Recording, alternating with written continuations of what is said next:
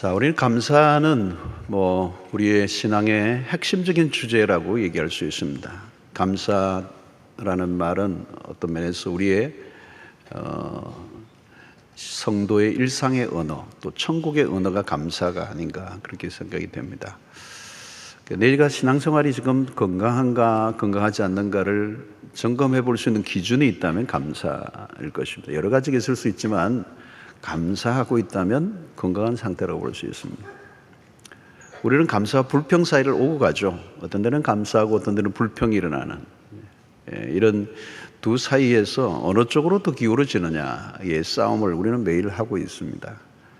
감사할 수만 있다면, 그러니까 감사는 결국 우리의 선택이라고 볼 수가 있는 것이죠. 자, 오늘 이 본문은 이제 굉장히 짧아서 읽기가 너무 간단했는데요. 주기도문의 한 대목입니다. 여러분, 우리가 잘 아는 것처럼 주기도문은 주옥 같은 예수님이 가르쳐 주신 기도죠.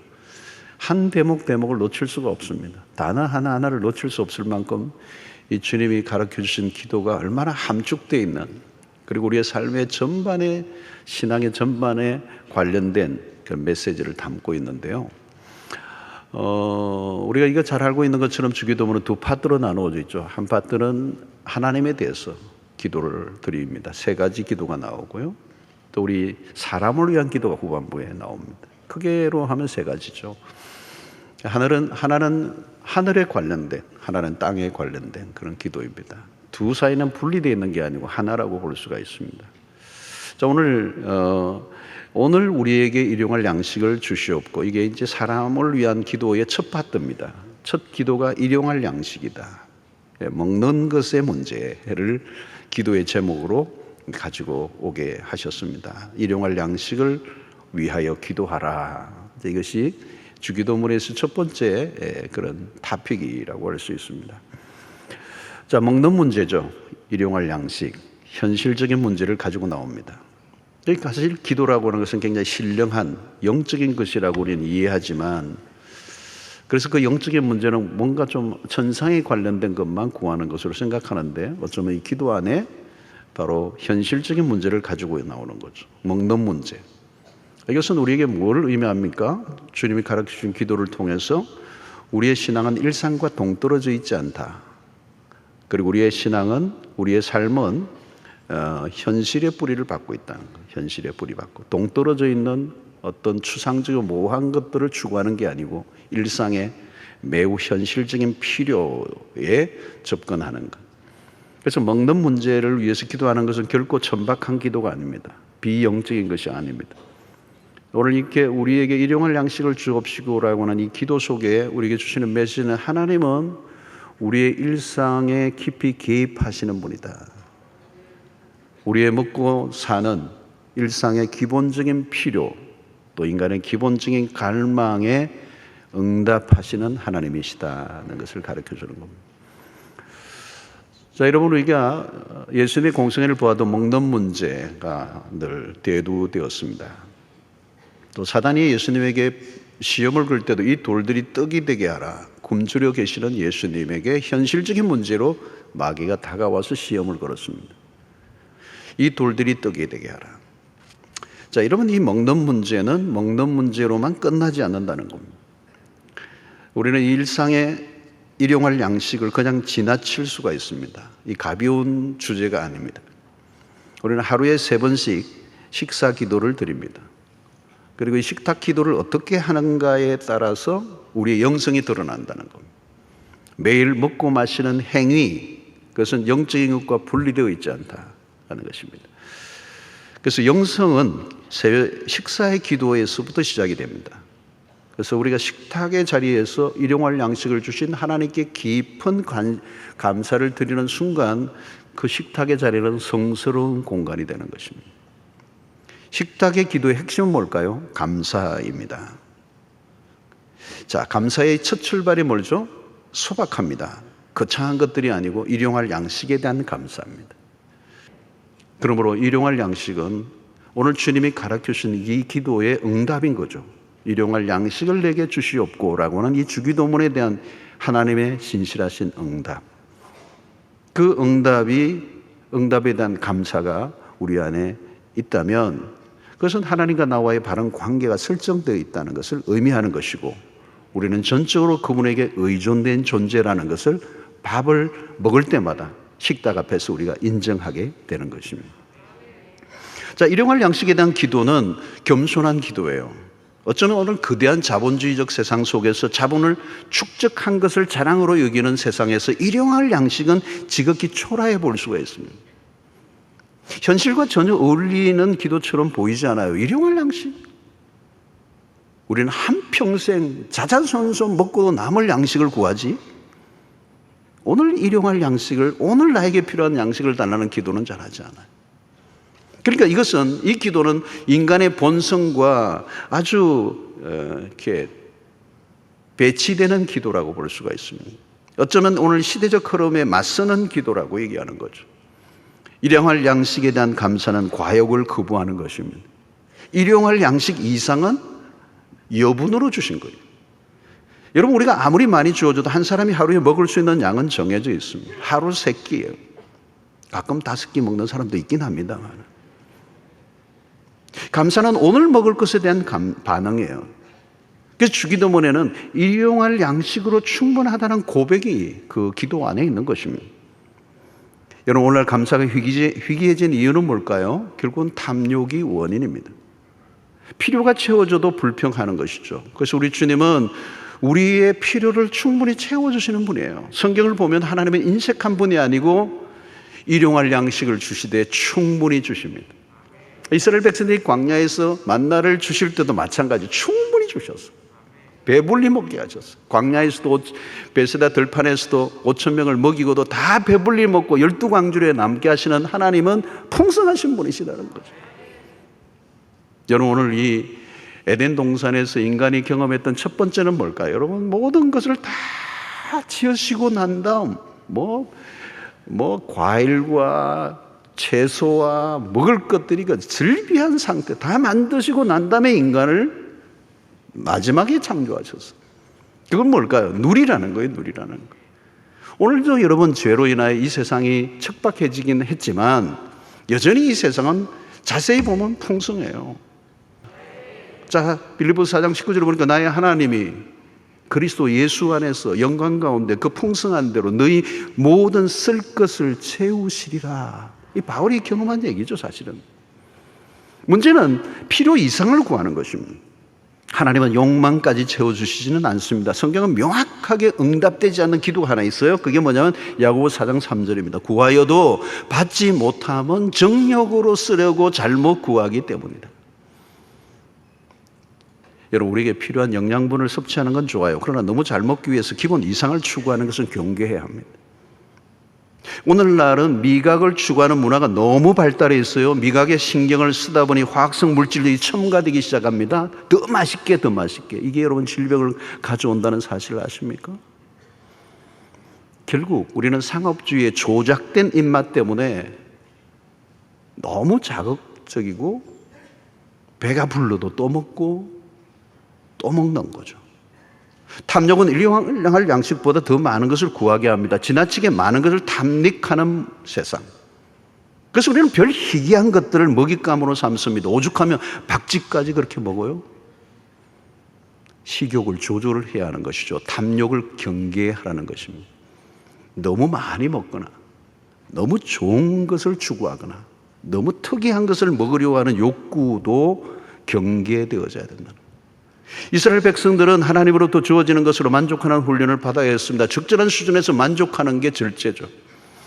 하나님이 주신 것으로 만족하는 훈련이 기본적인 레슨입니다. 안타깝게도 이스라엘 백성들은 이 레슨에 실패하고 말았습니다. 그들은 결국 원망과 불평을 쏟아내고 맙니다. 여러분, 이 원망과 불평은 결국 이스라엘 백성들의 원망과 불평은 어디를 향하고 있는지요? 하나님을 향해 있는 겁니다. 그리고 결국 그들은 원망과 불평은 가나안어를 거부하는 것으로 나타나게 됩니다. 애굽으로 돌아가잖아요. 원망과 불평이 얼마나 위험한가를 보여줍니다. 결국 원망은 하나님으로 만족하지 못하는 상태고, 그 원망과 불평이 결국은 금송아지를 만드는 우상으로 발전되게 되는 것입니다. 우리는 지금 주어진 상황이 하나님이 나에게 허락하신 최상의 상태로 받아들이는 훈련이 필요해요. 원망이 뭡니까? 하나님이 허락하신 것을 받아들이지 못하겠다는 거예요. 그래서 우리는 그죠? 그 말은 하나님으로는 내가 만족하지 못하겠다는 것과 같은 것입니다. 히브리서 13장 5절에 보니까 돈을 사랑하지 말고 있는 바를 족한 줄로 알라. 그가 친히 말씀하시기를 내가 결코 너희를 버리지 아니하고 너희를 떠나지 아니하리라 하셨느니라. 여러분, 오늘 우리는 탐욕의 시대입니다. 탐욕을 무섭도록 부추기는 문화예요. 비교의 문화, 자기 과시의 문화, 자기 숭배의 문화, 가능하면 많은 것을 쌓고 또 쌓는 시대. 아무리 가져도 만족하지 못합니다. 자연이 감사보다 불평이 많은 시대입니다. 음식을 먹어도 적당한 수준에서 만족하는 훈련이 되어 있지 않죠. 주어진 것이 하나님으로부터 나왔다고 만족하고 감사해야 하는데 우리는 원망과 불평을 일상화할 때가 많이 있습니다. 여러분, 이런 양식으로 만족할 때 우리는 자족의 삶이 가능합니다. 바울은 자족의 은혜를 누렸습니다. 빌립보서 4장 12절로 13절에 보면 나는 비천에 처할 줄도 알고 풍부에 처할 줄도 알아. 모든 일, 곧 배부름과 배고픔과 풍부와 궁핍에도 처할 줄을 아는 일체의 비결을 배웠노라. 내게 능력 주시는 자 안에서 내가 모든 것을 할 수 있느니라. 너무 멋진 말씀이에요. 바울은 어떤 형편에서도 자족하는 훈련이 됐다는 거죠. 배웠다는 거예요, 이것을. 선천적으로 습득되는 게 아니라 배웠다는 거예요. 레슨을 했다는 겁니다. 여러분, 여기서 자족이라는 게 뭘까요? 여러분, 자족. 이 자족하는 삶에서 우리는 감사가 나오는 거거든요. 이 자족이란 뭘까요? 주어진 환경에서 그 환경이 어떤 것이든 흔들리지 않는 상태를 유지하는 거예요. 궁핍하다고 해도 불평하지 않고 풍부하다고 해서 교만하지 않는 상태를 유지하는 삶. 그게 자족입니다. 저는 이런 은혜가 여러분들에게 있게 되기를 축원합니다. 그게 초월적인 삶인 것이죠. 여러분, 그리스도인으로서 주를 위해 살아가고자 하는 사람들이라면 이 삶을 훈련받아야 돼요. 이게 익혀져야 돼요. 주어진 상황이 어떠하든 어느 쪽으로 기울어지지 않고 중심을 잡아갈 수 있는 삶이 있다면 그건 굉장한 거잖아요. 그게 자족이라는 말이죠. 그래서 자족은 경지에 이른 삶입니다. 여러분, 그럼 누가 자족할 수 있습니까? 매일의 삶 속에서 하나님으로부터 공급을 받으며 살아가는 훈련.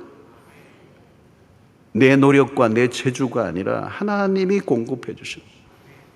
그러므로 감사는 탐욕을 극복하는 삶입니다. 감사를 의지적으로 계속 실천해 보십시오. 그것은 위력적인 삶이 됩니다. 감사하는 삶을 살면요, 풍요로워져요. 우리의 삶이 얼마나 넉넉해지는지 모릅니다. 이러면 수입이나 연봉이 늘어 부자가 되는 게 아닙니다.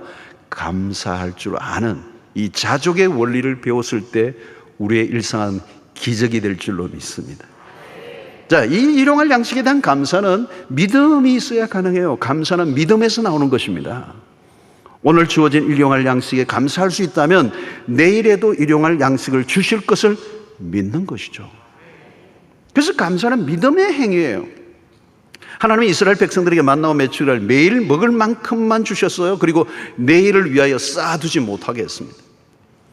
그런데 어떤 사람은 이 광야에 아무것도 없는데 이 만나가 오늘 주어졌는데 실컷 그냥 끌어모아가지고 내일 먹을 것을 위해서 쌓았어요. 그런데 태양이 떠오르자 이른 아침에 만나와 메추리알을 매일 주셨거든요. 근데 긁어 모아가지고 남은 걸 쌓아두었더니 햇빛이 비치자마자 썩어버리는 거예요. 하나님이 쌓지 못하게 한 거예요. 내일은 내가 주겠다는데. 여러분, 이 이스라엘 백성들의 입장으로 돌아가면 좀 이해도 할 만해요. 오늘날 같이 뭐 어디 가나 현금 인출기가 있고 어디를 가나 슈퍼가 있고 어디 가나 편의점이 있고 이런 시대가 아니고 광야잖아요, 광야. 아무것도 없는 거예요. 여러분, 아무것도 없는 상황은 답은 하나예요. 하나님 바라보라는 거잖아요. 아무것도 없는 곳에서 하나님이 먹이신다는 걸 확실하게 경험할 수 있는 곳이 광야예요. 우리 신앙의 여정에서 한 번쯤은 확실하게 이 경험을 하셔야 돼요. 하나님의 백성을 책임지신다. 그러므로 여러분, 이것은 경제적인 문제가 아닙니다. 언제나 이 빵의 문제인 것 같지만, 먹고 사는 문제인 것 같지만, 사실 이스라엘 백성들에게 만나와 메추를 먹이시는 사건을 통하여 하나님이 의도하신 것은 너희들이 누구냐 하는 것을 확인하라는 거예요. 너희는 나의 백성이다. 나는 너의 하나님이 된다. 여러분, 이것을 계속 반복하시는 거거든요. 나는 너의 하나님이야. 너는 나의 백성이야. 아이덴티티, 그 정체성을 잃어버리지 말라는 거예요. 그 말은 뭘까요? 내 백성은 내가 책임진다. 그걸 믿어라. 여러분, 우리에게 경제적인 문제가 딱 찾아올 때요, 조금만 더 들어가면 이건 정체성의 싸움이에요. 내가 하나님의 백성인가에 대한 확인을 하게 하는 거예요. 마태복음 6장에도 마찬가지잖아요. 너희 염려하지 마라. 염려는 이방인들이 하는 거다. 무엇을 입을까 마실까 염려하지 말라. 그건 이방인들이 하는 거다. 여러분, 그 설교는 예수님이 직접 하신 설교입니다. 누가 다른 사람이 한 게 아니에요. 들의 백합화를 봐라. 공중에 나는 새를 봐라. 내가 먹이고 입히지 않느냐. 하물며 너일까 보냐. 하늘에 계신 너희 아버지일까 보냐. 이 정체성의 싸움입니다. 하나님의 백성은 하나님이 책임지신다. 여러분, 이게 뜬구름같이 들리시는 분이 있다면, 여러분, 이것은 우리의 신앙은 모호한 거예요. 그러면 우리 일상을 책임지시는 하나님, 이 주기도는 위대한 기도예요.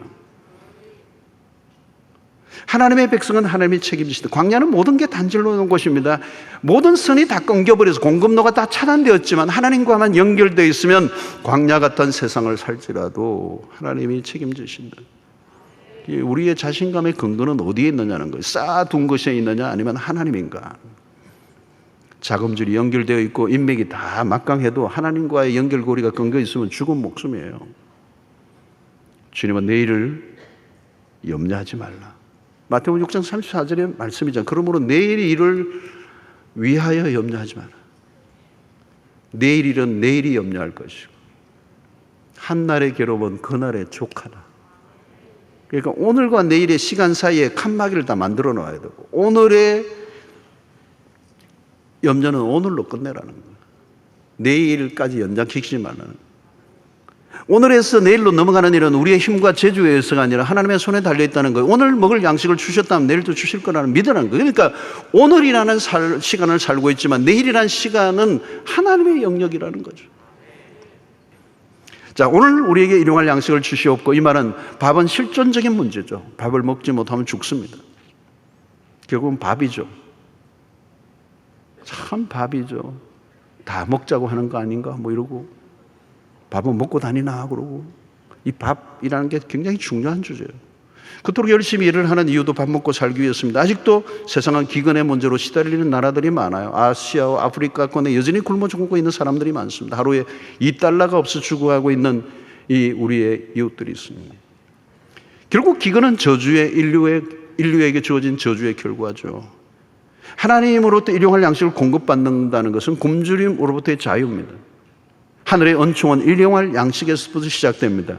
일용할 양식은 소박함이라면 결국은 이 일용할 양식을 통하여 우리의 삶을 지켜주시고 인도하신 그 하나님은 장래에 더 풍성한 그런 천국을 약속하고 있습니다. 아버지 집을 떠난 탕자가 다시 돌아왔을 때 아버지는 그를 위해 성대한 잔치를 열어주십니다. 에덴의 풍성함은 미래의 회복이 된다는 거죠. 성경은 마지막에 펼쳐질 구원은 혼인잔치로 비유합니다. 풍성함. 현실의 삶은 늘 부족함과 싸웠다면 미래에 주어질 천국은 풍성 그 자체입니다.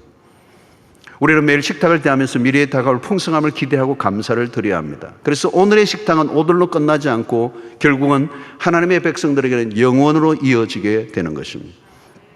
매일의 삶이 하나님의 은총 가운데 살고 있다면 하나님은 언젠가 우리를 영혼의 세계로 인도해 주실 것입니다. 이스라엘 백성들은 광야에서 만나와 메추기를 먹었지만 결국은 죽었어요. 주님은 영원히 죽지 않는 떡이 있음을 약속합니다. 그래서 요한복음 6장 35절에 예수께서 이르시되 나는 생명의 떡이니 내게 오는 자는 결코 줄이지 아니할 터이요 나를 믿는 자는 영원히 목마르지 아니하리라. 일용할 양식을 먹을 때마다 우리가 주목해야 하는 것은 참떡이라는 겁니다. 이스라엘 백성들이 만나를 먹었지만 죽었다는 거예요. 그들이 정말 그 만나를 통하여 그들이 만나야 할 것은 하나님 그분이었고, 그들을 구원할 수 있는 것은 하나님 그리스도밖에 없는 거예요. 여러분, 당장 먹고 살아야만 하는 떡에만 눈독을 들이면 안 돼요. 우리는 예수 그리스도에게 집중해야 합니다. 그래서 이 식탁을 맞이할 때마다 이것에 감사하지만 이것을 주신 하나님에게 우리의 마음을 기울여야 하는 것이죠. 그러므로 오늘 주어진 일상의 필요에 감사하는 사람이라면 영적인 필요에까지 연결되어야 합니다. 몸의 배부름만이 아니라 영혼의 배부름을 갈망해야 하는 것입니다. 우리의 몸은 귀중해요. 하나님은 우리의 몸을 돌보십니다. 그러나 우리의 몸보다 영혼은 더 귀중한 것입니다.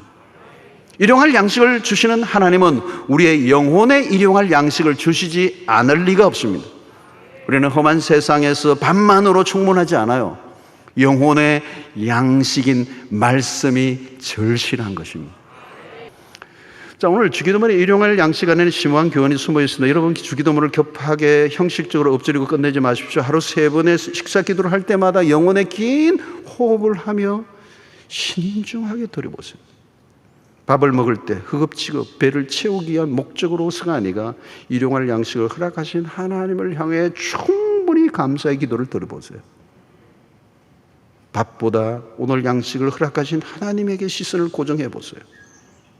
우리는 매 순간 하나님의 도우심이 필요한 존재입니다. 우리는 우리의 힘으로 먹고 살아가는 게 아니에요. 오늘 인류도 마찬가지입니다. 물질력 중심으로 중심적 삶으로 흘러가기 쉬운 시대, 감사가 심각하게 결여된 시대를 우리가 살고 있습니다. 가만히 보면 물질이 부족해서 불행한 것이 아니에요. 감사의 결핍이 불행을 가져온 것입니다. 가만히 보십시오. 식탁에서 드리는 기도는 우리의 삶에 많은 무너진 것을 다시 반듯하게 회복시켜주는 힘이 있어요. 이 주기도문이 그런 역할을 하는 겁니다. 그래서 식탁에서의 영성은 우리의 삶을 회복시켜 주시는 거예요. 감사는 여러분, 모든 것을 이겨낸 사람이에요. 초월적 삶이 감사 충만입니다. 삶의 모든 것을 끌어안을 때 감사가 가능합니다. 감사하는 사람은 승리한 사람이에요. 감사하는 사람을 당할 자가 없어요. 그런 다른 차원의 삶을 사는 것입니다. 우리가 진정으로 감사할 때 샬롬이 일어나고 그곳에 천국이 시작되는 줄로 믿습니다. 추수감사절의 주기도문을 마음에 담아 천천히 외워보십시오. 더 중요한 것은 주기도문을 열심히 외우는 것만으로는 안 돼요. 주기도문의 정신과 주기도문의 원리를 따라 살아가고자 결단할 수 있기를 바랍니다. 주기도문은 대단한 기도예요. 주기도문을 따라 살면 개인의 신앙만이 아니라 세상이 회복되는 역사가 일어날 것입니다. 오늘 우리는 식탁의 자리에서 하루 3번 우리의 영성의 진면목이 드러나야 할 시간입니다. 오늘 우리에게 일용할 양식을 주시옵고, 먹고 살아가는 일상의 작은 것들이 하나님으로부터 온다는 사실을 배우고, 우리는 빵보다 하나님에게 시선을 고정하며 오늘 또 우리의 주어진 상황이 어떠하든 하나님이 허락하신 최상임을 믿고 그분을 따라가는, 그래서 내 욕심만으로 무엇인가 이루기 위해서 악을 쓰고 살아가는 인생이 아니라 감사는 힘을 빼는 거예요. 그분이 행하시는 일에 나는 인조이하고 누리고, 그리고 나에게 주신 것들에 대한 깊은 감사뿐만 아니라 그 감사를 이웃에게 표현해낼 때 우리에게 공급하신 그 공급은 끊임없이 우리에게 계속될 것이며 우리를 통하여 또 다른 사람을 축복되게 하실 줄로 믿습니다. 다윗은 시편 23편에 내 잔이 넘치나이다. 그는 흘러 넘치도록 부어주셨습니다. 영어 단어로 overflow라는 거예요. 흘러 넘친다. 이 흘러 넘침은 뭘까요? 나만 아니라 내 주변까지 채워주시게 하시는 은혜가 우리에게 있는 줄로 믿습니다. 매일 3번 감사기도 하나님 앞에서 의미 있게 드릴 때 우리의 신앙은 회복되게 될 줄로 믿습니다.